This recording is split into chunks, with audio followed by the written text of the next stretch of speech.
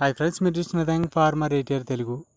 Friends, మనకి చాలా కోడి పిల్లల్లో జన్యుపరమైన లోపాలు అయితే చూస్తుంటాము. అలాగే ఈ కోడి పిల్లని అయితే చూడండి, అసలు రెండు కళ్ళు లేకుండా అయితే పుట్టింది.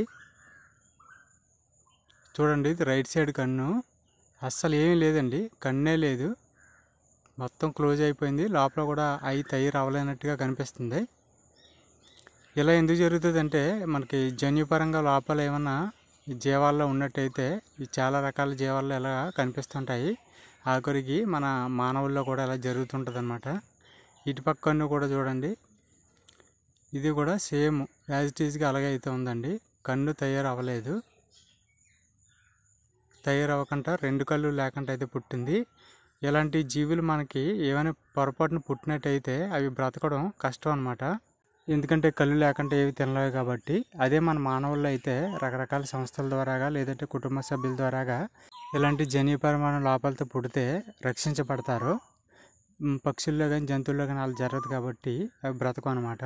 మీరు ఎప్పుడైనా ఎవరైనా ఇలాంటి కళ్ళు లేని కోడి పిల్లలు చూసినట్టయితే కామెంట్ అయితే పెట్టండి. అలాగే మీ కోడిపెట్ట దగ్గర ఏమైనా పుట్టుంటే కామెంట్ పెట్టండి.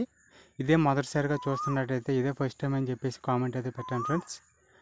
ఓకే, వీడియో నచ్చితే లైక్ చేయండి. అలాగే మన ఛానల్లో చికెన్ ఫార్మింగ్ ప్లేలిస్ట్ ఉంది, ఓపెన్ చేసి చూడండి friends. Thank you for watching.